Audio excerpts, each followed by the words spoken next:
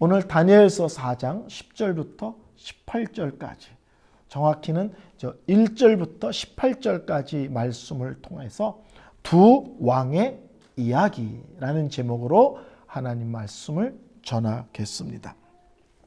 다니엘서 4장과 다니엘서 2장은 비슷한 면이 있습니다. 다 꿈 얘기인데 비슷한 면이 뭐냐면 바벨론의 지혜자들, 쉽게 말하면 뭐 점쟁이들, 점술사들 뭐 하는 그들이 흔히 통틀어서 바벨론의 지혜자들이라고 말하는데, 그들은 왕에 대해서 도울 만한 능력을 전혀 갖고 있지 못하다.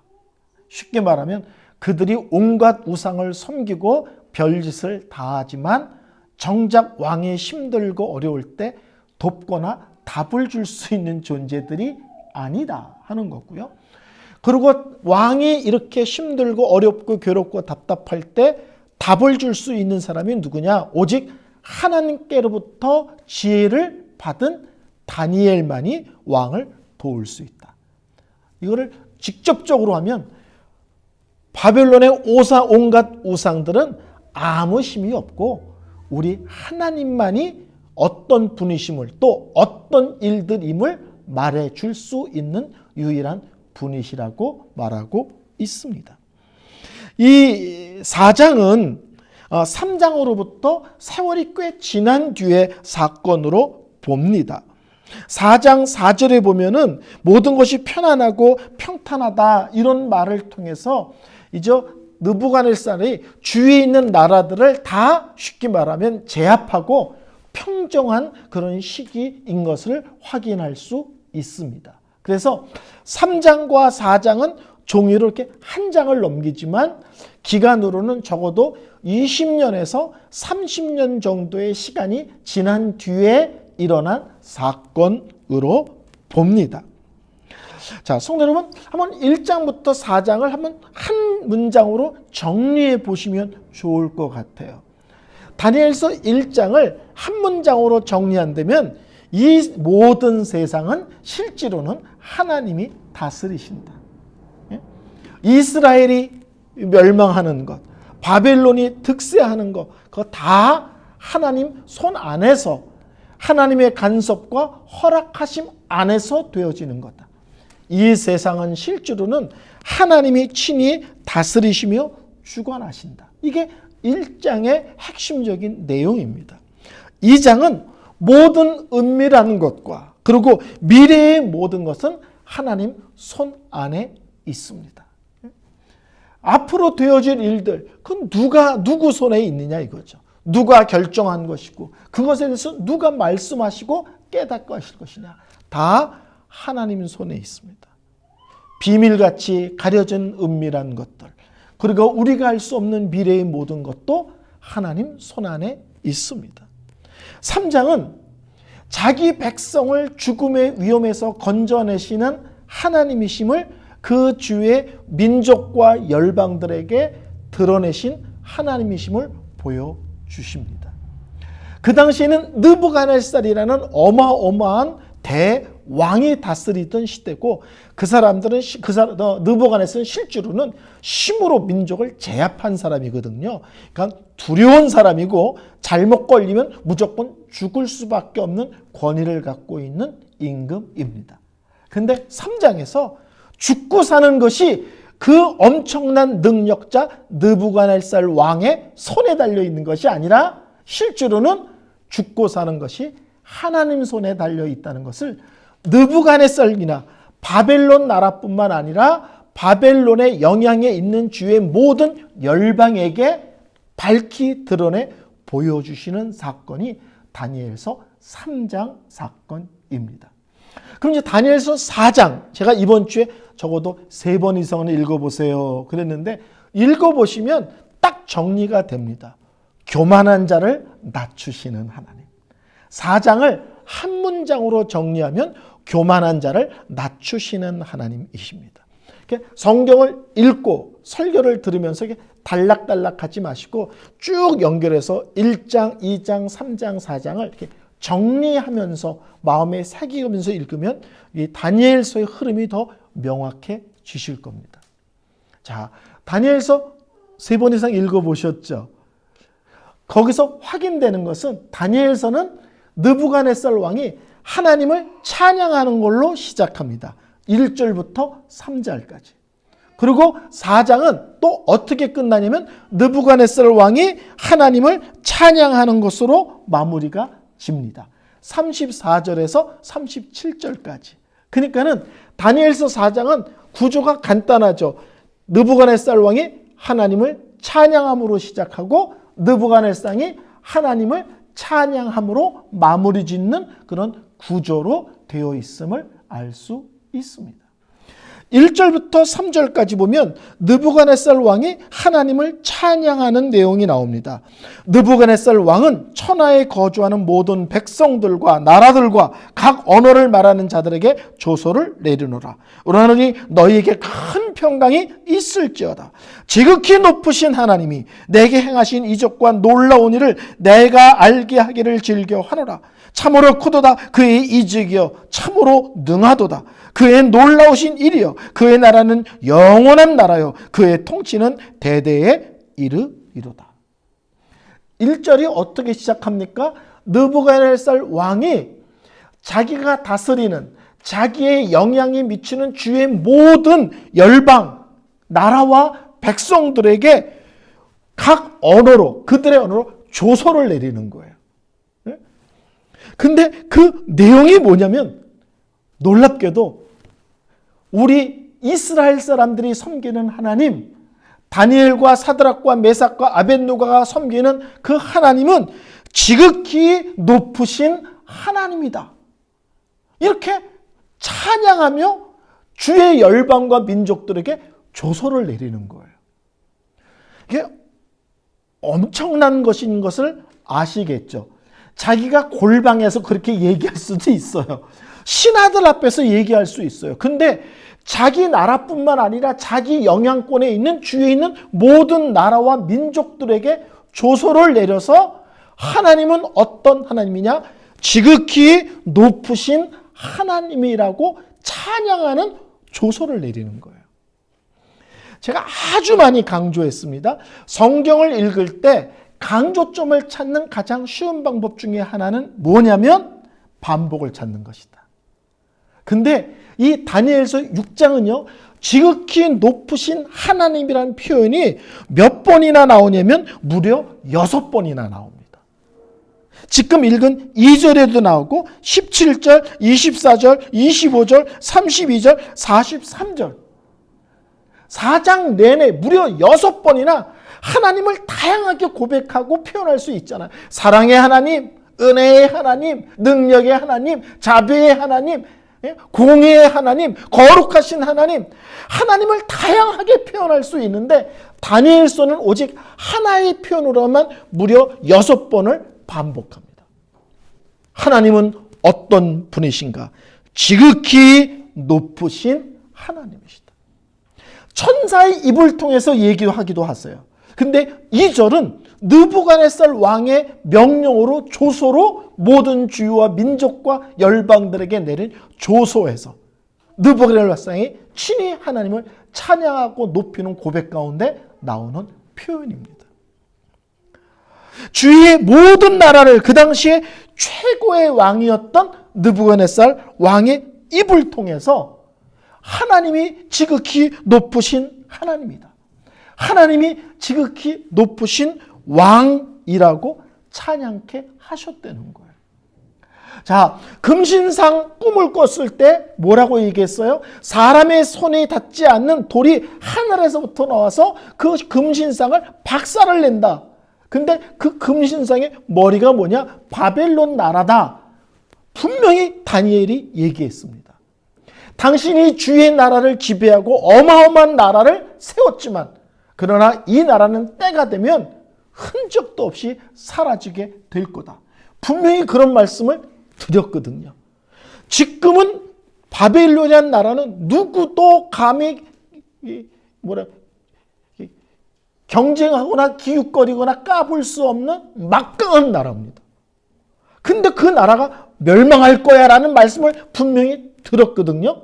근데 오늘 느부갓네살이 뭐라고 말하냐면 지극히 높으신 하나님이라고 말한 뒤에 3절에 그의 나라는 영원하며 그의 통치는 대대에 이루리로다.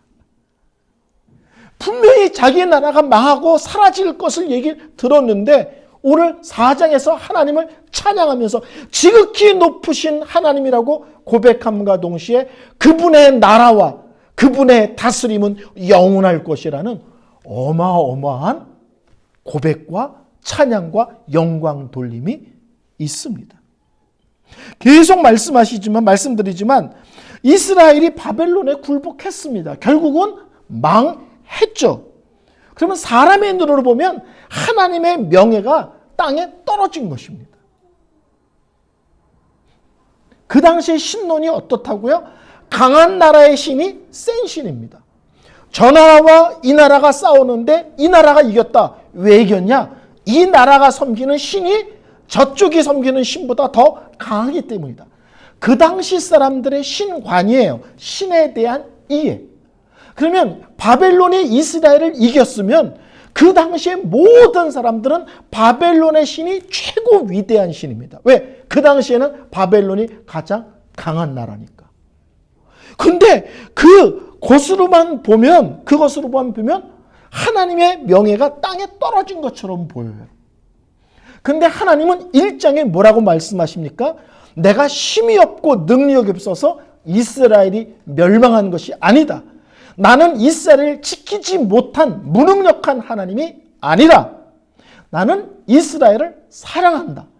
다만 그들이 수없는 하나님의 경고에도 귀 기리지 않고 우상 숭배를 했기 때문에 징계했을 뿐이다. 그러니까 바벨론이 이스라엘을 이긴 것은 하나님의 능력이 없음이 아니라 이스라엘 사람들의 죄를 회개시키고 정신 차리게 하기 위한 조치일 뿐이다 라고 1장에 말씀하시잖아요. 느부갓네살에게 내가 이 나라를 너에게 주었다. 네가 이긴 게 아니다. 내가 이길 수 있도록 허락한 것이다. 근데 거기서 더 나가는 겁니다. 4장은 그것으로 끝나지 않고 바벨론 왕이 모든 민족과 열방을 향하여 하나님이 하시는 일보다 더 놀라운 것은 없도다. 하나님이 하시는 것보다 더 크시는 일은 없도다. 이 세상에 하나님보다 더 높은 분은 없도다를 다니엘이 고백해도 놀랍고 이스라엘 백성이 고백해도 놀랍지만 주의 모든 강대국을 제압하고 당대 최고의 왕이 입을 열어서 하나님이 높다라고 고백하게 하시는 놀라운 하나님의 역사가 있었다는 거예요. 그러니까 우리는 하나님이 하신 일을 다 이해할 수가 없어요. 이스라엘이 멸망한 것만 보면 좀 섭섭한 마음이 들기도 하잖아요. 근데 하나님은 그 사건을 통해서 절대 손해보지 않습니다.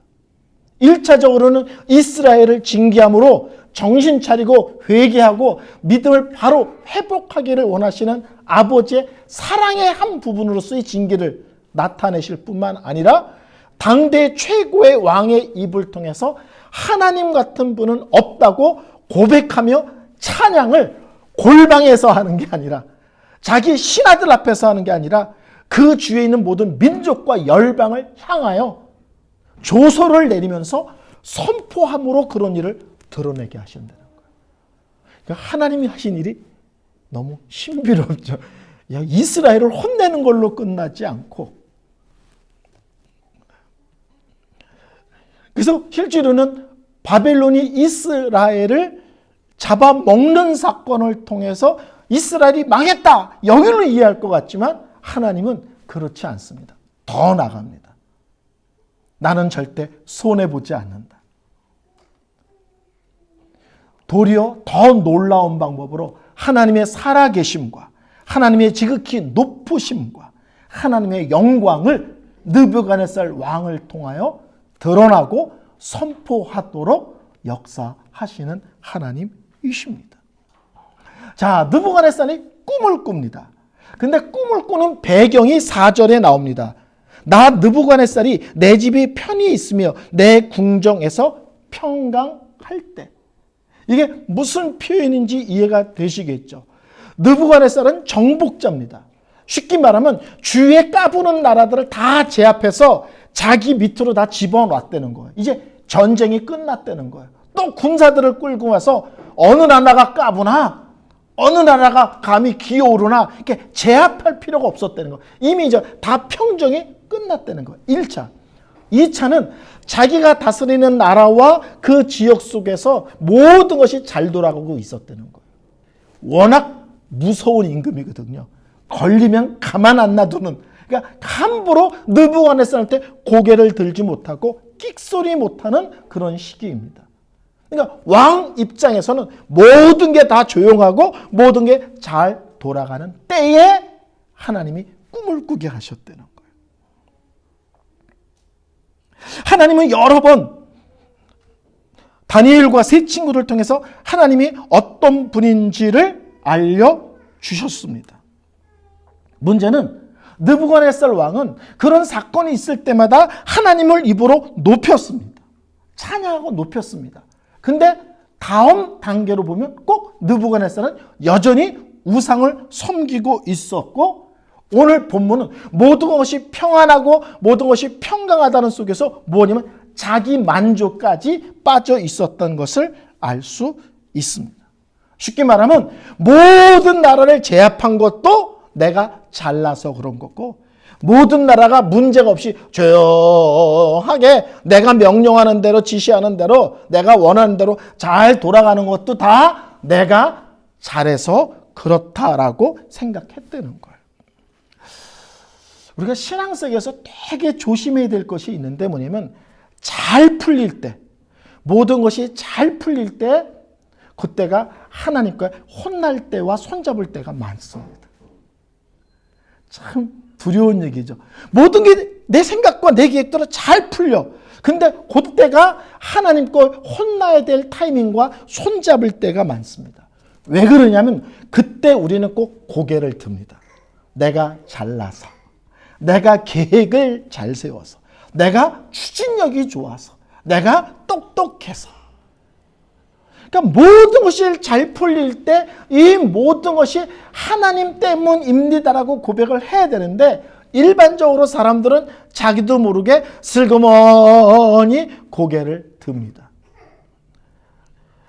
한국에는 박씨, 김씨, 이씨가 가장 많거든요. 그렇죠? 박 선생 그러면 가다가 3분의 1이 돌아보잖아요. 김 선생 그래도, 사장 그래도 돌아보고. 그렇죠? 근데 전 세계에 가장 많은 성이 있습니다. 그 성이 뭔지 아세요? 전 세계 성 중에서 가장 많은 성이 있는데 잘 모르시는군요. 내가, 박가, 김가, 최가가 아니라 내가, 이게 전 세계에서 가장 많은 성입니다. 뭐가 좀 잘 돼. 내가 이번에 계획을 잘했지. 뭐가 좀 이번에 내가 결단을 해가지고 타이밍이 딱 맞았지. 우리는 잘못하면 내가라고 하면서 슬그머니 앞에서, 하나님 앞에서 고개를 들 때가 있습니다. 하나님은 한 나라가 흥하고 망하는 것, 높아지고 낮아지는 것, 그 모든 것이 실제로는 하나님 손에 있다는 사실을 항상 기억하라. 그리고 가장 모든 일이 잘 되고 풀릴 때, 그때야말로 하나님을 정확하게 인정하고 감상하고 찬양하고 영광 돌릴 순간이라는 것을 놓치면 안 된다라고 말씀하시는 겁니다. 그래서 다니엘이 모든 것이 편안하고 모든 것이 평강할 때 하나님께서 꿈을 꾸게 하시는데, 그 꿈이 실제로는 경고 메시지였던 것입니다. 자, 4절부터 18절까지 다니엘이, 느부갓네살 왕이 꿈이 나와 있습니다.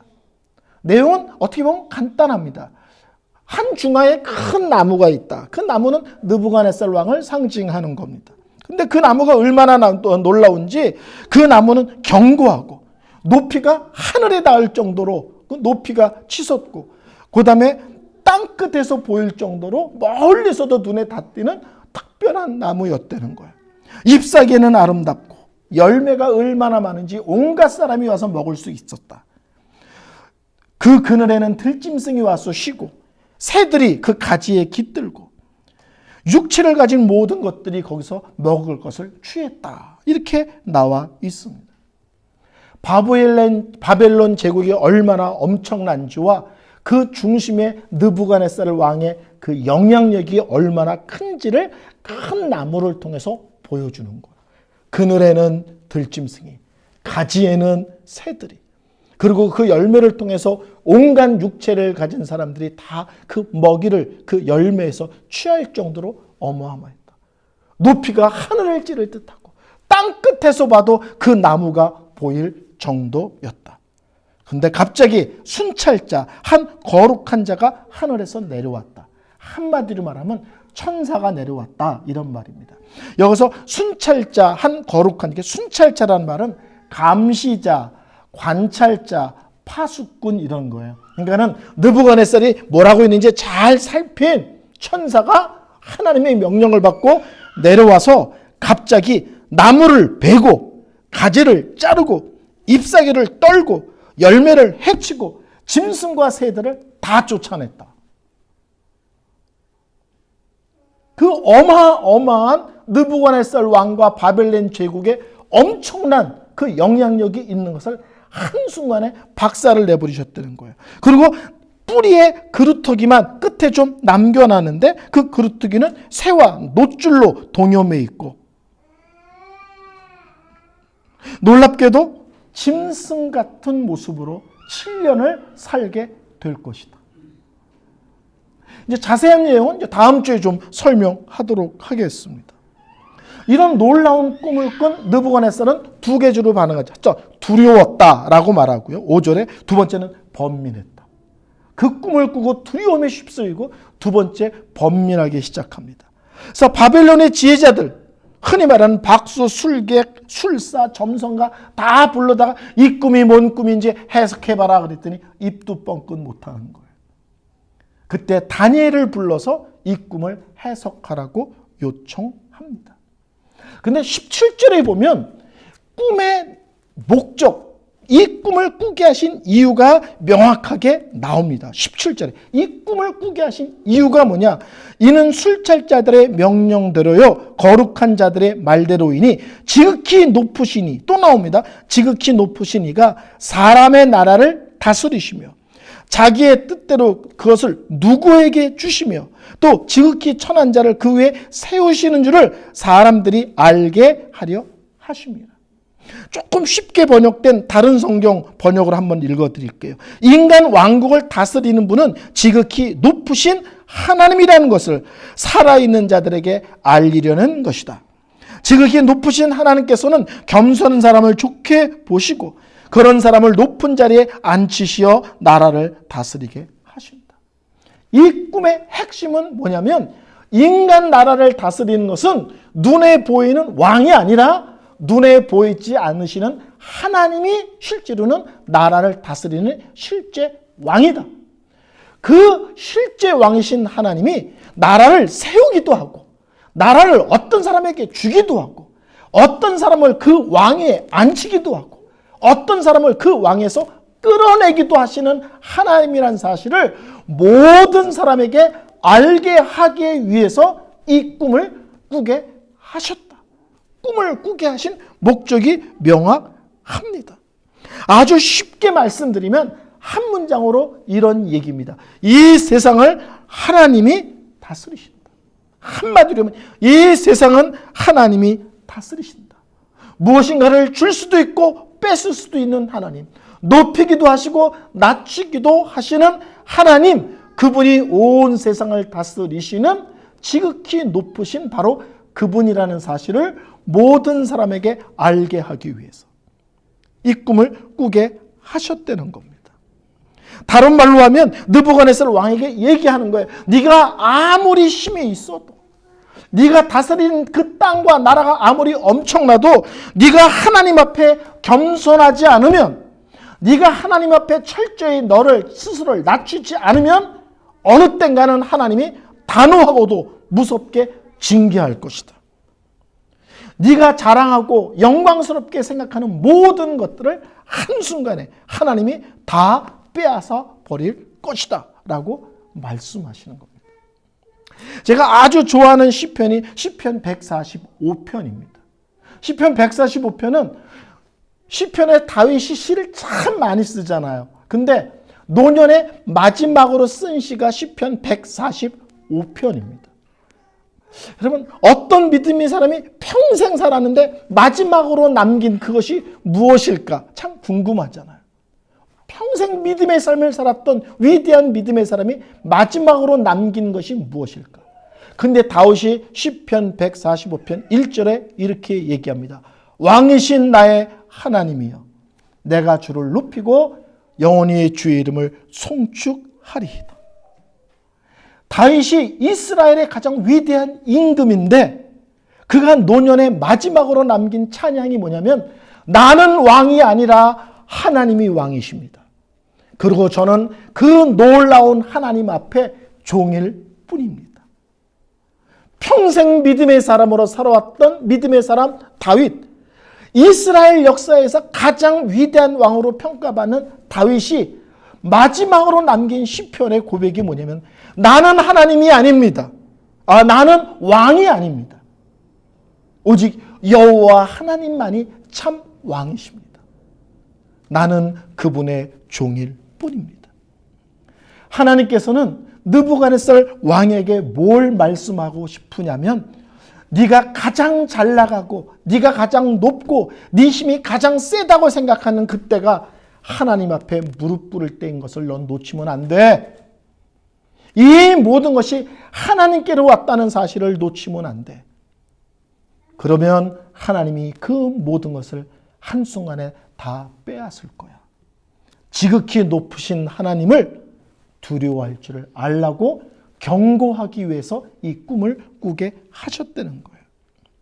여러분, 믿음은요, 다른 말로 하면 하나님의 주권을 인정하는 싸움입니다. 우리 예수 믿는 사람들이 가장 연약한 부분이 뭐냐면 예수님을 나의 구원자, 죄를 해결하고 천국 데려가는 구원자로서는 잘 고백해요. 근데 뭘 자꾸 놓치냐면 그분이 내 인생의 주인이라는 사실을 자꾸 놓치고 살아요. 예수를 나의 구원자로서는 고백을 잘하는데 그분이 내 기업, 우리 가정, 내 자녀, 내가 갖고 있는 모든 것, 그 모든 것의 실제의 주인이 하나님이라는 싸움. 이거를 자꾸 놓치고 있습니다. 죄가 뭐예요? 아담이 무슨 죄를 졌어요?